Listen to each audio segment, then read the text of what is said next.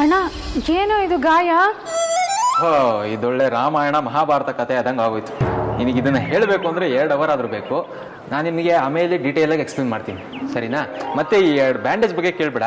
ಇದು ನನ್ನ ಸುಂದರವಾದ ಮುಖಕ್ಕೆ ದೃಷ್ಟಿ ಆಗಬಾರ್ದು ಅಂತ ನಾನೇ ಹಾಕ್ಸ್ಕೊಂಡಿರೋದು. ಎಲ್ಲಾನು ತಮಾಷೆನೆ ಕಣೋ ನಿನಗೆ. ವೇದಾಂತ್, ಇಲ್ಲಿ ನೋಡಿ, ಇಲ್ಲೊಬ್ಳು ನಮ್ಗೆ ಯಾರಿಗೂ ಹೇಳ್ದಾಗೆ ಇಲ್ಲಿ ಬಂದು ಕೂತಿದ್ದಾಳೆ. ನಾನು ಇಲ್ಲಿಗೆ ಬರ್ದೆ ತುಂಬ ದಿನ ಆಗಿತ್ತಲ್ವಾ, ಅತ್ತೆ ಹೋಗು ಅಂದರು, ಅದಕ್ಕೆ ಸೀದಾ ಬಂದ್ಬಿಟ್ಟೆ. ಹೇಳಿ ಬರೋಣ ಅಂತಲೇ ಇದ್ದೆ, ಆದರೆ ನೀವಿಬ್ಬರು ಆಫೀಸಿಂದ ಬಂದಿರಲಿಲ್ಲ. ಅದಕ್ಕೆ ಹತ್ರ ಬಂದಮೇಲೆ ತಿಳಿಸಿ ಅಂತಲೇ ಹೇಳಿ ಬಂದಿದ್ದೀನಿ. ಒಳ್ಳೆ ಕೆಲಸ ಮಾಡಿದ್ಯಾ ಆರ್ತಿ. ಇನ್ಫ್ಯಾಕ್ಟ್ ವಿಕ್ರಾಂತ್ ಕೂಡ ಇಲ್ಲಿ ಬಂದು ಸ್ವಲ್ಪ ದಿನ ಇರೋದಕ್ಕೆ ಹೇಳಿದ್ದೀನಿ. ಆಫೀಸಲ್ಲಿ ವರ್ಕ್ ಸ್ವಲ್ಪ ಕಡಿಮೆ ಆದ್ಮೇಲೆ ಅವನು ಇಲ್ಲಿಂದನೇ ಸ್ವಲ್ಪ ದಿನ ಓಡಾಡ್ಲಿ. ಅಬ್ಬಾ, ವಿಕ್ಕಿ ಮನೆಗೆ ಬರ್ತಿದ್ದೇನೆ ಅನ್ನೋ ವಿಷಯ ಕೇಳಿ ಖುಷಿ ಆಯ್ತು. ಅಮ್ಮ, ಅಂಜು ಇಲ್ಲಿ ಬಾವಾ, ಅವಳು ಯಾರ ಹತ್ರನೂ ಮಾತಾಡ್ತಾ ಇಲ್ಲ, ಮುನಿಸ್ಕೊಂಡಿದ್ದಾಳೆ. ಮುನ್ಸ್ಕೊಂಡಿದ್ದಾಳ? ಏಕೆ? ಅವಳಿಗೆ ಇದೆಲ್ಲ ಇಷ್ಟ ಇಲ್ಲ, ನಾನು ಶಾಸ್ತ್ರ ಮಾಡ್ಕೊಳ್ಳಲ್ಲ ಅಂತ ಹಠ ಹಿಡ್ದು ಕೂತಿದ್ದಾಳೆ. ಪಾಪ. ಪಾಪನ? ದೊಡ್ಡ ಹಠಮಾರಿ ಅದು, ದೊಡ್ಡ ರಂಪನೆ ಆಗಿರ್ಬೇಕಲ್ಲ. ಅದನ್ನೇನ್ ಕೇಳ್ತೀಯೋ, ರಂಪ ಆಗಿದ್ದಲ್ಲ, ಇನ್ನೂ ಆಗ್ತಾನೇ ಇದೆ. ನಾನು ಒಂದ್ಸಲ ಅವಳ ಹತ್ರ ಮಾತಾಡ್ಬೇಕಲ್ಲ. ಅವಳು ರೂಮಲ್ಲಿದ್ದಾಳೆ.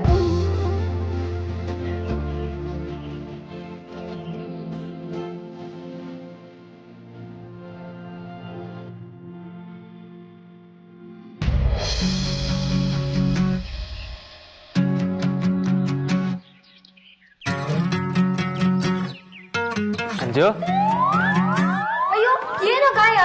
ಏನಿಲ್ಲ, ಸಣ್ಣ ಗಾಯ ಅಷ್ಟೇ, ಏನೇನು ಟೆನ್ಷನ್ ಆಗ್ಬಿಡ. ಅಣ್ಣ ತುಂಬಾ ಪೆಟ್ಟಾಗಿಲ್ಲ ತಾನೆ? ಏನಿಲ್ಲ ಅಂತ ಹೇಳಿದ್ಮೇಲೆ ನೀನು ಮೂತಿ ಎಷ್ಟು ಓದಿಸ್ಕೊಂಡಿದ್ಯಾ ಅಂದ್ರೆ ನಿನ್ ಬಾಗ್ಲ ಹತ್ರ ಬರುವಾಗ್ಲೇನೆ ಟಚ್ ಆಗ್ಬಿಡ್ತೇನೋ ಅಂದ್ಕೊಂಡಿದ್ದೆ. ಹಾಯ್ ಅಂಜು. ಈ ಕೋಪ ಮಾಡ್ಕೊಳ್ಳೋದು ಏನಾಯ್ತು?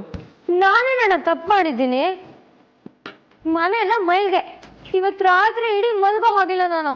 ಅಮ್ಮ ನನ್ನ ನೋಡೋ ಹಾಗಿಲ್ಲ. ಪಾಪ ಅಲ್ವಾ ನಾನು? ಈಗ ನಿನ್ ಪಾಪ ಅಲ್ಲ ಅಂತ ಯಾರು ಹೇಳಿದ್ದು? ಅದೆಲ್ಲ ಶಾಸ್ತ್ರ ಅಷ್ಟೇ ಅಲ್ವಾ? ಏನ್ ಶಾಸ್ತ್ರ? ನಾಳೆ ಬೀದಿಲಿರೋರೆಲ್ಲ ಕರ್ಸಿ ಆರತಿ ಮಾಡ್ಬೇಕು, ಹಾಗೆ ಹೀಗೆ ಅಂತೆಲ್ಲ ಅಮ್ಮ ಹೇಳ್ತಾ ಇದ್ದಾಳೆ. ಎಲ್ರು ಬಂದು ನನ್ನ ಮ್ಯೂಸಿಯಂ ಅಲ್ಲಿರೋ ಆಂಟಿಕ್ ಪೀಸ್ ತರ ನೋಡ್ತಾ ಇದ್ರೆ ನನ್ಗೆ ಮುಜುಗರ ಆಗಲ್ವಾ? ತುಂಬಾ ಇರಿಟೇಟ್ ಆಗುತ್ತೆ ಅಣ್ಣ. ಹೆಣ್ಮಕ್ಳ ಮೇಲೆ ಈ ಶಾಸ್ತ್ರ ಎಲ್ಲ ಮಾಡ್ತಾರಲ್ವ ಅಂಜು, ಅದ್ರಲ್ಲಿ ಏನಿದೆ? ಅಲ್ಲ, ಬರೋರೆಲ್ರಿಗೂ ಶಾಸ್ತ್ರ ಬಗ್ಗೆ ಗೊತ್ತೇ ಇರುತ್ತೆ. ಏನೆಲ್ಲ ಹೆಣ್ಮಕ್ಳಿಗೂ ಅಣ್ಣ? ನಮ್ಮ ಮನೇಲಿ ನನ್ ಮೇಲೆ 3 ಜನ ಹೆಣ್ಮಕ್ಳಿದ್ದಾರೆ, ಆದ್ರೆ ಅವ್ರು ಯಾರಿಗೂ ಈ ಶಾಸ್ತ್ರ ಮಾಡಿಲ್ಲ. ನನ್ಗೊಬ್ಳಿಗೆ ಯಾಕೆ ಮಾಡ್ಬೇಕು? ನಾನು ಒಬ್ಬಂಟಿ ಆಗ್ಬಿಟ್ಟಿದೀನಿ. ಯಾಕೆ ಹಾಗನ್ಕೋತೀಯ? ನಾವೆಲ್ಲ ಇದೀವಲ್ವಾ, ನೀನ್ ಹೇಗೆ ಒಂಟಿ ಆಗ್ತೀಯ? ನೀವೆಲ್ಲ ಈಗ ಬಂದಿದ್ದೀರಾ. ಅಕ್ಕಂದ್ರು ಅಪ್ಪ ಅಮ್ಮನ ಬಾಯಿಗೆ ಹೆದ್ರಿ ನನ್ನ ಸಪೋರ್ಟ್ ಮಾಡೋ ಬದಲು ನನ್ಗೆ ಕನ್ವಿನ್ಸ್ ಮಾಡಕ್ ಬರ್ತಾರೆ. ನನ್ಗಿದೆಲ್ಲ ಸ್ವಲ್ಪನೂ ಇಷ್ಟ ಇಲ್ಲ. ಅಟ್ಲೀಸ್ಟ್ ನೀವಿಬ್ರಾದ್ರೂ ನನ್ನ ಪರವಾಗಿ ಮಾತಾಡಿ ಇದನ್ನೆಲ್ಲ ನಿಲ್ಸ್ತೀರಾ ಪ್ಲೀಸ್? ಕೊಡಿ. ಏನದು? ನೀನೇ ಓಪನ್ ಮಾಡಿ ನೋಡು.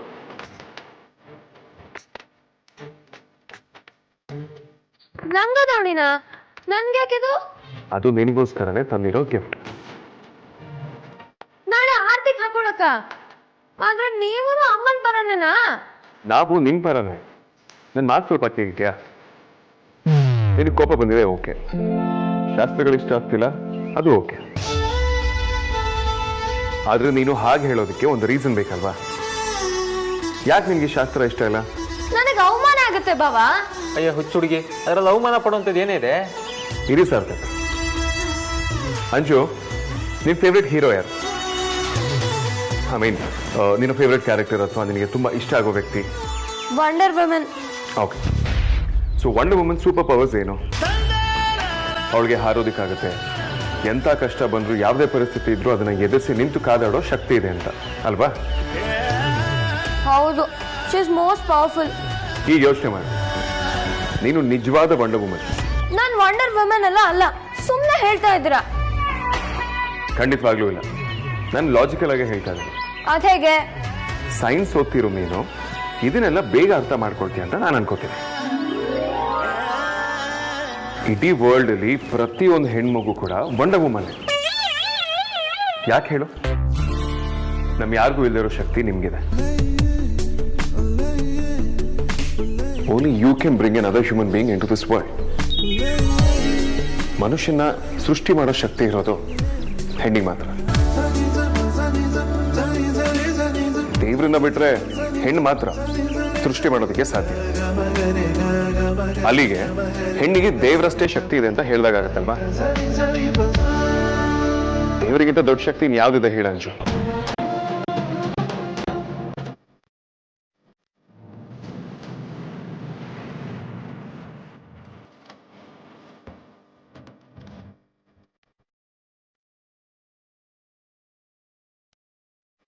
ದೇವರು ಯಾಕೆ ಇಷ್ಟೆಲ್ಲ ಶಕ್ತಿನ ಹೆಣ್ಣು ಕೊಟ್ಟಿದ್ದಾನೆ ಹೇಳು? 3-4 ಜವಾಬ್ದಾರಿನ ಒಟ್ಟಿಗೆ ಹೆಣ್ಣು ಕೈಯಲ್ಲಿ ಮಾತ್ರ ನಿಭಾಯಿಸೋದಕ್ಕೆ ಸಾಧ್ಯ ಅಂತ. ಗಂಡಿಗೆ ಆ ಶಕ್ತಿ ಇಲ್ಲ. ದೇವ್ರು ಕೂಡ ನಿಮ್ಮನ್ನೇ ಆಯ್ಕೆ ಮಾಡ್ಕೊಂಡಿದ್ದಾನೆ ಅಂದಮೇಲೆ ಅದು ಅವಮಾನ ಪಡೋ ವಿಷಯ ಅಲ್ಲ, ಹೆಮ್ಮೆ ಪಡೋ ವಿಷಯ. ಮೊದಲೇ ಹೇಳಿದಾಗೆ ನೀನು ಸೈನ್ಸ್ ಸ್ಟೂಡೆಂಟ್. ಬಾಡಿಲಿ ಏಜಿಗೆ ಸಂಬಂಧಪಟ್ಟಿರೋ ಹಾಗೆ ಚೇಂಜಸ್ಗಳಾಗೇ ಆಗುತ್ತೆ ಅಂತ ನೀನು ಅಫ್ಕೋರ್ಸ್ ಓದಿರ್ತೀಯ. ಇದು ಅಷ್ಟೇನೆ, ಹುಡುಗಿ ಆಗಿದ್ದವಳು ಹೆಣ್ಣಾಗಿದ್ಯಾ. ವಂಡರ್ ವುಮನ್ ಕೂಡ ಈ ಫೇಸ್ನ ದಾಟೇ ಹೋಗಿರೋದು. ಸೊ ಅದ್ರಲ್ಲಿ ಎಂಬ್ಯಾರಸ್ ಆಗೋದು ಏನಿದೆ ಹೇಳು? ನೀನು ಯಾವಾಗಲೂ ನನ್ನ ಕಣ್ಣನ್ ಬೇಕಿದ್ರು ಮಾತಾಡಿಸ್ತೀಯ ಅಂತ ಹೇಳ್ತಿರ್ತೀಯ ಅಲ್ವಾ? ಆದರೆ ನೀನು ಝೀರೋನಲ್ಲೂ ಹೀರೋನ ಸೃಷ್ಟಿ ಮಾಡಬಲ್ಲೆ ವೇದಾಂತ್. You are great. ಇವತ್ತು ಆದ್ಯ ತಾಯಾಗ್ತಿಲ್ಲ ಅಂದ್ರೆ ಅವಳನ್ನ ಇಡೀ ಮನೆಯವರು ತಲೆ ಮೇಲೆ ಹೊತ್ತು ಕೂರಿಸ್ಕೊಂಡಿದ್ದಾರೆ. ಮುಂದೊಂದು ದಿನ ನೀನು ಅದೇ ರೀತಿ ನಿಂತಿರ್ತೀಯ ಅಂದಮೇಲೆ ಮನೆಯವರಾಗಿ ನಮ್ಗೊಂದು ಚಿಕ್ಕ ಸೆಲೆಬ್ರೇಷನ್ ಮಾಡೋ ಹಕ್ಕು ಇಲ್ವಾ ಅಂಜು? ಇದು ಸಾರ್ಥಕ್ ಹೇಳಿದಾಗೆ ಸೆಲೆಬ್ರೇಷನ್ ಅಂಜು, ಬರೀ ಶಾಸ್ತ್ರ ಅಲ್ಲ. ಎಲ್ಲರೂ ಖುಷಿಯಾಗಿದ್ದಾರೆ, ಅದು ನಿನ್ನಿಂದಾಗಿ. ಈಗ ನೀನು ಅವ್ರನ್ನ ಜಾಯ್ನ್ ಆಗ್ಬೇಕಲ್ವಾ? ಈಗೇನ್ ಹೇಳ್ತೀಯ? ಶಾಸ್ತ್ರ ಮಾಡೋದ್ ತಪ್ಪ? ಬಾವ ಹೇಳಿದ್ದು ಸರಿ ಇದೆ ಅನ್ಸ್ತಿದೆ. ಆದ್ರೆ ಊರು ಕೇರಿ ಅವರೆಲ್ಲ ಯಾಕೆ ಬರ್ಬೇಕು? Yes, acceptable. ಎಷ್ಟೇ ಆದ್ರೂ ಇದು ನಿನ್ನ ಪ್ರೈವೇಟ್ ವಿಚಾರ. ಅವರೆಲ್ಲ ಬರೋದು ಬೇಡ, ಮನೆಯವ್ರು ಮಾತ್ರ ಇರ್ಲಿ ಅಂತ ಅಮ್ಮ ಹತ್ರ ನಾನು ಮಾತಾಡ್ತೀನಿ. ಓಕೆನಾ?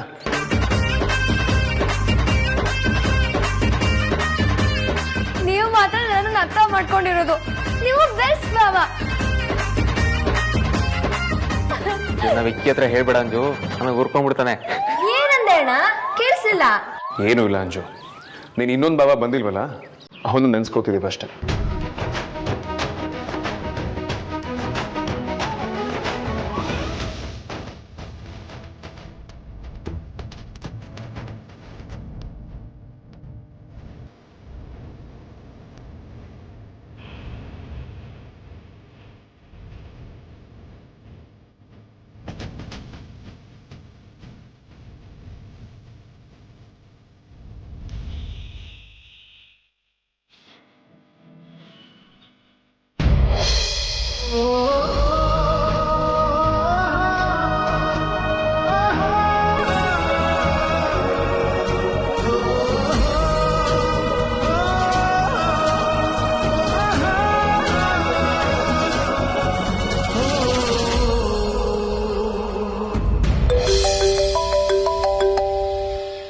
ಪತಿದೇವರು ಕಾಲ್ ಮಾಡ್ಬಿಟ್ಟಿದ್ದೀರಾ?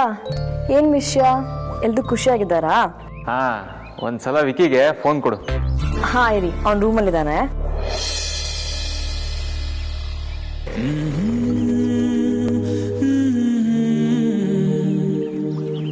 ತಗೋ, ಬಾವ ಕಾಲ್ ಮಾಡಿದ್ದಾರೆ.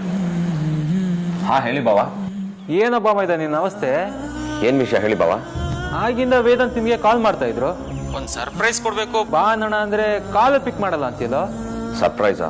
ಅದೇನ್ ಬಾವ? ನಾವಿಬ್ರು ಚಿಕ್ಕಪ್ಪನ ಮನೇಲಿ ಇದೀವಿ ಕಣ. ನೀನು ಬಾ. ಆದ್ಯ ಆರಾಮಾಗಿದ್ದಾಳೆ ಅಂದ್ರೆ ಅವಳು ಕರ್ಕೊಂಬಾ. ಇಲ್ಲ ಬಾವ, ಅಗ್ರಜ ಆಫೀಸ್ ವರ್ಕ್ ತುಂಬಾ ಅಸೈನ್ ಮಾಡಿದ್ದಾನೆ. ಸೊ ನನ್ ಬರ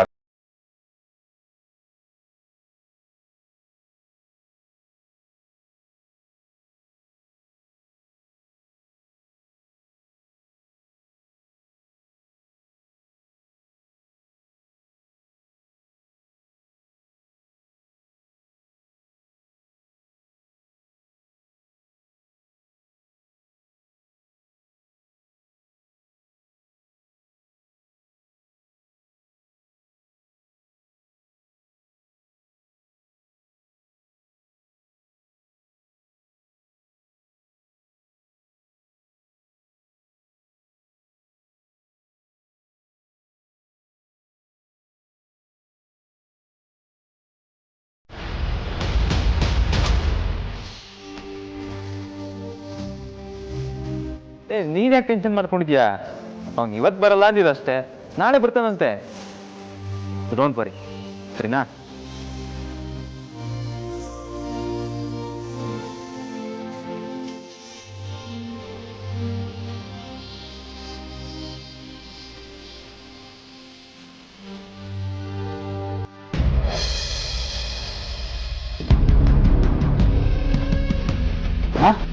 ನೀನು ಯಾವಾಗ ಬಂದೆ? ಎಷ್ಟೊತ್ತಿಗೆ ಬಂದೆ ಅಂತ ನಂಗೆ ಗೊತ್ತಾಗಿಲ್ಲ. ಅಣ್ಣ ಒಂದು ನಿಮಿಷ, ನಾನು ಇಲ್ಲದ್ರ ಬಗ್ಗೆ ನಿಂಗೆ ಅಸಮಾಧಾನ ಇದೆ. ಅದು ಹಿಂಗೆ ಇಷ್ಟ ಇಲ್ಲ ಅಂತ ನನಗೆ ಚೆನ್ನಾಗಿ ಗೊತ್ತು. ನಾನು ಹೋಗ್ತೀನಿ ಅಂತ ಹೇಳಿದೆ, ಆದರೆ ಇವ್ರು ಅದಕ್ಕೆ ಅವಕಾಶ ಮಾಡಿಕೊಡ್ಲಿಲ್ಲ. ಏನು ಮಾಡಲಿ, ಇವ್ರು ನನ್ನ ಫ್ಯಾಮಿಲಿ ಆಗಿಬಿಟ್ಟಿದ್ದಾರೆ. ನಾನು ಈ ಮನೆಗೆ ಬರುವಾಗ ಇವ್ರು ನನಗೆ ನೆಂಟರಾಗಬೇಕು ಅಂತ ಖಂಡಿತ ಗೊತ್ತಿರಲಿಲ್ಲ ಅಣ್ಣ. ನನ್ನ ವಿಧಿನೇ ಆಗಿತ್ತು ಅನಿಸುತ್ತೆ. ಇದಕ್ಕಿಂತ ಒಳ್ಳೆ ನೆರಳು ನನಗೆಲ್ಲೂ ಸಿಗೋದಕ್ಕೆ ಸಾಧ್ಯ ಇರಲಿಲ್ಲ ಅಣ್ಣ. ನಾನು ಯಾವುದನ್ನು ಉದ್ದೇಶಪೂರ್ವಕವಾಗಿ ಮಾಡಿದ್ದಲ್ಲ ಅಣ್ಣ. Stop it. ನಾನಿಲ್ಲಿ ನಿನ್ನ ಕತೆ ಪುರಾಣಗಳನ್ನ ಕೇಳೋದಕ್ಕೆ ಬಂದಿಲ್ಲ. ಈ ಮನೆಯವ್ರ ಬಗ್ಗೆ ಒಳ್ಳೆ ಮಾತಾಡ್ತಿಲ್ಲ, ಅಷ್ಟೇ ಸಾಕು. ಅದಕ್ಕೆ ನಾನು ಸುಮ್ಮನೆ ಇದ್ದೀನಿ. ನನಗೆ ಮನೆಯವ್ರ ಜೊತೆ ಒಳ್ಳೆ ಸಂಬಂಧನ ಉಳಿಸ್ಕೋಬೇಕು ಅಂದರೆ ನಾನು ಇಲ್ಲಿಗೆ ಬರೋದು ಅನಿವಾರ್ಯ. ಆ ಕಾರಣಕ್ಕೆ ನಿನ್ನ ಭೇಟಿ ಮಾಡೋ ಹಾಗೂ ಆಗುತ್ತೆ. ಅದೊಂದೇ ಕಾರಣಕ್ಕೆ ಇದನ್ನೆಲ್ಲ ಸಹಿಸ್ಕೊಂಡಿದ್ದೀನಿ ಹೊರತು ನೀನೇನೋ ದೊಡ್ಡ ಸಾಧನೆ ಮಾಡಿದ್ಯಾ ಅಂತ ಆಗಲಿ ಅಥವಾ ನಿನ್ನ ಮೇಲೆ ಕೋಪ ಕಡಿಮೆ ಆಗಿದೆ ಅಂತ ಆಗಲಿ ಅಲ್ಲ. We are still the same. ನೀನು ಎದುರಿಗೂ ಬರ್ಬೋದು, ಬದುಕಿಗೂ ಬರ್ಬೋದು, ಆದ್ರೆ ಜೀವನಕ್ಕಲ್ಲ. ವ್ಯತ್ಯಾಸ ಅರ್ಥ ಮಾಡ್ಕೊ ಅಣ್ಣ. ಇನ್ನೊಂದು ಆ್ಯಂಗಲ್, ನೀನು ಇನ್ನೊಂದು ಆ್ಯಂಗಲ್ ನನಗೆ ಬೇಡ. ನಿನ್ನ ವರ್ಸ್ಟ್ ನಾನು ಆಲ್ರೆಡಿ ನೋಡ್ಬಿಟ್ಟಿದ್ದೀನಿ. ಸೊ ನೀನು ಆ್ಯಂಗಲ್ ಬಗ್ಗೆ ಮಾತಾಡ್ಬೇಡ. ಸರಿ, ಆದರೆ ಒಂದು ಮಾತು. ಅಚಾನಕ್ಕಾಗಿ ನೀನೇ ಬಂದಿದ್ರಿಂದ ಇಷ್ಟು ಮಾತಾಯ್ತು. ಮತ್ತೆ ಮಾತುಕತೆ ಅನ್ನೋ ಕನಸೆಲ್ಲ ಕಾಣೋದಕ್ಕೆ ಹೋಗ್ಬೇಡ. ಎದುರಿಗೆ ಬಂದೆ ಸುಮ್ಮನೆ ಇರಬೇಕು ಅನ್ನೋ ಅನಿವಾರ್ಯಕ್ಕೆ ಸಿಕ್ಕಾಕೊಂಡಿದ್ದೀನಿ ಅಂತ ಸಲಿಗೆ ಬೆಳೆಸೋದಕ್ಕೆ ಬಂದ್ರೆ ಅದಕ್ಕಿಂತ ದೊಡ್ಡ ಎಡವಟ್ಟು ಇನ್ನೊಂದಿಲ್ಲ ಅಂತ ಮತ್ತೆ ಹೇಳೋದಿಲ್ಲ. ಎದುರು ಬದ್ರು ಬಂದ್ರು ನೀನಾಯ್ತು, ನಿನ್ನ ಕೆಲಸ ಆಯ್ತು ಅಂತ ಆದಷ್ಟು ದೂರದಲ್ಲಿದ್ರೆ ನನಗೆ ನಿನಗೆ ನೋ ನಿನಗೆ ತುಂಬಾ ಒಳ್ಳೇದು. ಅದನ್ನ ಅರ್ಥ ಮಾಡ್ಕೊ.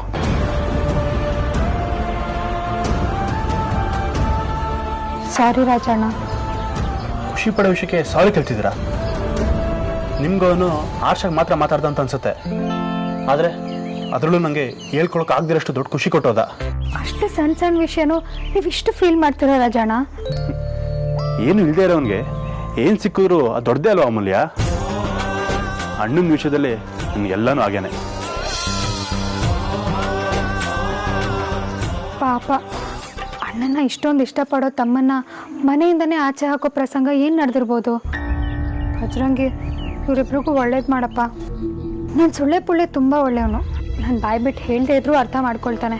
ಆದರೆ ರಾಜಣ್ಣನ ಕಣ್ಣಲ್ಲಿರೋ ದುಃಖ ಮಾತ್ರ ಇವನಿಗೆ ಯಾಕೆ ಅರ್ಥ ಆಗ್ತಾ ಇಲ್ಲ? ಅಂತ ತಪ್ಪು ರಾಜಣ್ಣ ಏನು ಮಾಡಿದ್ದಾರೆ?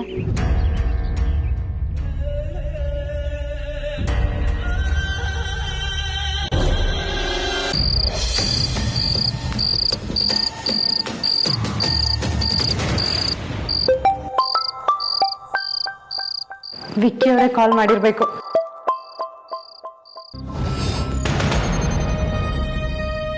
ಮಾವ, ಹಲೋ ಮಾವ, ಹೇಗಿದ್ದೀರಾ? ನಿಮ್ಮ ಸಮಸ್ಯೆ ಎಲ್ಲ ಬಗೆಹರಿತಾ? ನೀವು ಅನ್ಕೊಂಡಾಗೆಲ್ಲ ಆಯ್ತಾ ಮಾವ? ನಾನವತ್ತು ನಿನ್ನ ಹತ್ರ ಮಾತಾಡುವಾಗ ಏನು ಅನ್ಕೊಂಡಿದ್ವೋ ಅದೇ ಥರ ನಡೆದೋಯ್ತಲ್ಲ ಮಗಳೇ. ನೀನಿದ್ರಲ್ಲಿ ಸೇರ್ಕೊಂಡ್ರೆ ನಿನಗೆ ತುಂಬ ಅಪಾಯ ಇದೆ ಅಂತ ಹೇಳಿದ್ದೆ. ಈಗ ಆ ಅಪಾಯ ಬೇರೆ ಥರನೇ ಆಗೋಗಿದೆ. ದಯವಿಟ್ಟು ನನ್ನ ಕ್ಷಮಿಸ್ಬಿಡಮ್ಮ. ನೀವು ದೊಡ್ಡವರು ಮಾವ, ಹಾಗೆಲ್ಲ ಹೇಳಬೇಡಿ. ನಿಮ್ಮ ಜಾಗದಲ್ಲಿ ನಮ್ಮ ಅಪ್ಪ ಇದ್ದಿದ್ರೆ ನಾನು ಇದೇ ಕೆಲಸ ಮಾಡ್ತಿದ್ದೆ ಅಂತ ನಾನು ಹೇಳಲಿಲ್ವಾ ಮಾವ? ನಿಮ್ಮ ಕೆಲಸ ಆಯ್ತಾ ಇಲ್ವಾ ಅದನ್ನ ಮೊದಲೇ ಹೇಳಿ. ಆಯ್ತಮ್ಮ, ನೀನು ಕೊಟ್ಟಿರೋ ದುಡ್ಡು ನನ್ನನ್ನು ಗಂಡಾಂತರದಿಂದ ಪಾರು ಮಾಡ್ತು. ನಾನೀಗ ಮನೇಲೇ ಇದ್ದೀನಿ.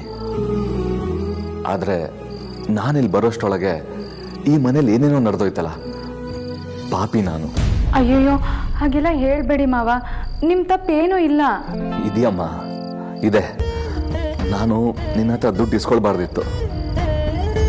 ಈ ದುಡ್ಡಿನ ವಿಚಾರವಾಗಿ ನಿನ್ನ ಮತ್ತೆ ವಿಕ್ಕಿ ಮಧ್ಯ ಇಷ್ಟು ದೊಡ್ಡ ಗ್ಯಾಪ್ ಬರುತ್ತೆ ಅಂತ ನಾನು ಅನ್ಕೊಂಡೇ ಇರಲಿಲ್ಲ.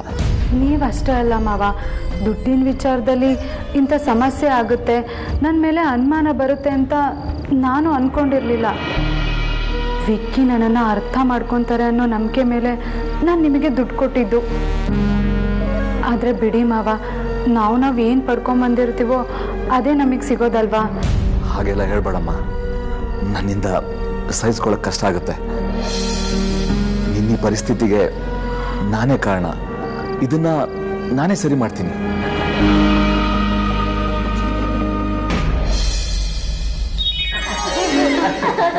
ಓ, ಎಲ್ಲರೂ ಇಲ್ಲೇ ಇದ್ದೀರಾ? ಒಳ್ಳೇದೇ ಆಯ್ತು. ಪರಿ ಹತ್ರ ನಾನು ಮಾತಾಡ್ತೀನಿ, ನೀವೆಲ್ಲ ಮಲ್ಕೊಳ್ಳಿ, ಸುಮ್ಮನೆ ನಿದ್ದೆಗಡಬೇಡಿ. ಅಯ್ಯೋ ಅಪ್ಪ, ಶಾಸ್ತ್ರ ಏನಾದರೂ ಮಿಸ್ ಆದರೆ ಬರೀ ಚಂಡಿ ಚಾಮುಂಡಿ ಆಗ್ಬಿಡ್ತಾಳೆ. ಅದಕ್ಕಿಂತ ಇದೇ ವಾಸಿ ಅಲ್ವಪ್ಪ? ಶಾಸ್ತ್ರದ ಪ್ರಕಾರ ಇವತ್ತು ಅಂಜಲಿ ಇಡೀ ರಾತ್ರಿ ಎಚ್ಚರ ಇರಬೇಕು. ಆದರೆ ಅದರಿಂದ ಎಲ್ರಿಗೂ ಆರೋಗ್ಯ ಹಾಳು. ನಾವು ಅಷ್ಟೊಂದು ಕಟ್ನಿಟ್ ಮಾಡಬೇಕಾಗಿಲ್ಲ.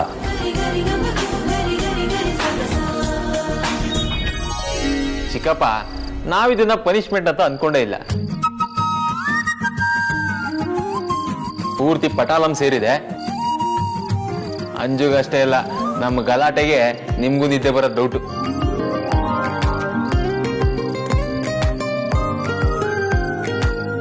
ಹೌದಪ್ಪ, ಇವಳಿಗೆ ನಿದ್ದೆ ಬರ್ದೇ ಇರೋ ರೀತಿ ನಾವು ಎಂಟರ್ಟೈನ್ ಮಾಡ್ತೀವಿ.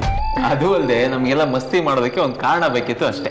ಆದ್ರೆ ಅದು ಅಪ್ಪ, ಅದು ಇಲ್ಲ ಇದು ಇಲ್ಲ. ನೀವಂತೂ ಗಟ್ಟಿಯಾಗಿ ಬಾಗ್ಲು ಹಾಕೊಂಡು ಸಾಧ್ಯ ಆದ್ರೆ ನಿದ್ದೆ ಮಾಡೋದಿದ್ರೆ ಮಾಡಿ. ನಾವಂತೂ ನಿದ್ದೆ ಮಾಡೋ ಸೀನಿಲ್ಲ.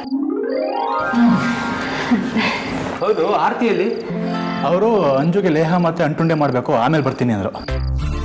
ಅಪ್ಪನ ಹತ್ರ ದೊಡ್ಡದಾಗಿ ಬಡಾಯಿ ಕೊಚ್ಕೊಂಡು ಕಳಿಸ್ಬಿಟ್ಟೆ.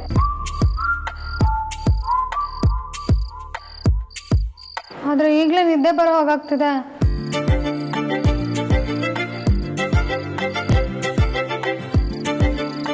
ಇನ್ನು ಬೆಳಿಗ್ಗೆವರೆಗೂ ಹೆಂಗಿರೋದು? ಅದಕ್ಕೆ ನಾನು ವ್ಯವಸ್ಥೆ ಮಾಡಿದ್ದೀನಿ. ನೀನ್ ವ್ಯವಸ್ಥೆ ಮಾಡಿದ್ಯಾ? ಏನ್ ಮಾಡಿದ್ಯಾ? ನನಗೂ ಗೊತ್ತಿಲ್ಲದೆ ಏನ್ ಮಾಡಿದಿರ ವೇದಾಂತ್? ಒಂದೆರಡು ನಿಮಿಷ, ನಿಮ್ಗೆ ಗೊತ್ತಾಗುತ್ತೆ. ಏನ್ ವ್ಯವಸ್ಥೆ?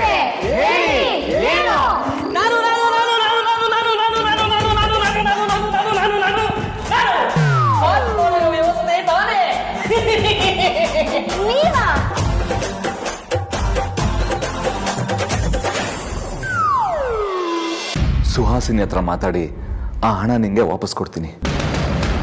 ನೀನು ಅದನ್ನ ವಿಕ್ಕಿ ಕೊಟ್ಟು ಮನೆಗೆ ವಾಪಸ್ ಬಾ. ಕೊಟ್ಟೋಳು ನಾನು ಮಾವ. ಕೊಟ್ಟಿರೋದ್ರ ಬಗ್ಗೆ ನನ್ಗೆ ಯಾವ ಪಶ್ಚಾತ್ತಾಪನೂ ಇಲ್ಲ. ನನ್ನ ಜಾಗದಲ್ಲಿ ಯಾರೇ ಇದ್ರು ನಾನು ಮಾಡಿದ್ದನ್ನೇ ಮಾಡಬೇಕಿತ್ತು, ಅಥವಾ ಮಾಡ್ತಿದ್ರು ಅಂತ ನನ್ಗೀಗ್ಲೂ ಅನ್ಸುತ್ತೆ. ನೀವು ಬೇಜಾರು ಮಾಡಿಕೊಂಡು ನೋವು ಅನ್ಭವಿಸ್ಬೇಡಿ ಅಷ್ಟೇ. ಇಲ್ಲಮ್ಮ, ನೀನು ದುಡ್ಡನ್ನು ಅವನಿಗೆ ಕೊಟ್ರೆ ಎಲ್ಲ ಸರಿ ಹೋಗುತ್ತೆ. ಆಗ್ಲೇ ನನಗೂ ಸಮಾಧಾನ ಆಗೋದು. ಸಮಸ್ಯೆ ಶುರುವಾಗಿರೋದು ದುಡ್ಡಿಗೋಸ್ಕರನೇ ಇರಬಹುದು ಮಾವ. ಆದ್ರೆ ಮತ್ತೆ ಅದೇ ದುಡ್ಡಿಂದ ಸರಿಯಂತೂ ಆಗಲ್ಲ ಮಾವ. ತಗೊಂಡಷ್ಟು ದುಡ್ಡು ನಾನು ಮತ್ತೆ ವಾಪಸ್ ಕೊಟ್ಟರು ಅವ್ರ ಪ್ರಶ್ನೆಗಳೇನು ಕಡಿಮೆ ಆಗಲ್ಲ ಮಾವ. ಹಾಗಂತ ನೀನು ಹೀಗೆ ಇರ್ತೀಯ ಮಗಳೇ? ನಾನು ಇದಕ್ಕೆಲ್ಲ ಅವಕಾಶ ಮಾಡಿಕೊಡಲ್ಲ. ನೀವಿಬ್ರು ಮೊದಲಿನ ಥರನೇ ಆಗಬೇಕು. ಹೀಗೆ ಇರಬೇಕು ಅನ್ನೋದು ನನ್ನ ಆಸೆ ಕೂಡ ಅಲ್ಲ ಮಾವ. ಆದರೆ ವಿಕ್ಕಿ ಅವ್ರಿಗೆ ಸುಳ್ಳು ಹೇಳೋದಕ್ಕೆ ನನಗಾಗಲ್ಲ ಮಾವ. ಇದನ್ನು ಬಿಟ್ಟು ನಮ್ಮ ಸಂಬಂಧನ ಉಳಿಸ್ಕೊಳ್ಳೋದಕ್ಕೆ ಏನು ಮಾಡಬೇಕು ನಾನು ಅದನ್ನೆಲ್ಲನೂ ಮಾಡ್ತೀನಿ ಮಾವ. ನಾವೊಬ್ರನ್ನೊಬ್ರು ಈಗಲೂ ತುಂಬ ಇಷ್ಟಪಡ್ತೀವಿ. ನಮ್ಮ ಮಧ್ಯೆ ಏನು ಅಂತರ ಬಂದಿದೆಯೋ ಅದು ಖಂಡಿತ ಸರಿ ಹೋಗುತ್ತೆ ಮಾವ. ನಿನ್ನ ಮಾತು ಕೇಳಿ ಸ್ವಲ್ಪ ಸಮಾಧಾನ ಆಯ್ತಮ್ಮ. ನಾನು ದೇವರಲ್ಲಿ ಅದೇ ಬೇಡ್ಕೋತೀನಿ. ಆದರೆ ನಿನ್ನ ಹತ್ರ ಹಣ ಯಾಕೆ ಇಸ್ಕೊಂಡೆ ಅಂತ ಅವನಿಗೆ ಹೇಳೋ ಪರಿಸ್ಥಿತಿಯಲ್ಲಿ ನಾನಿಲ್ಲ. ಇವತ್ತು ನನ್ನಷ್ಟು ಅಸಹಾಯಕರು ಯಾರೂ ಇಲ್ಲ. ಸಾಧ್ಯ ಆದರೆ ನನ್ನನ್ನು ಕ್ಷಮಿಸಮ್ಮ.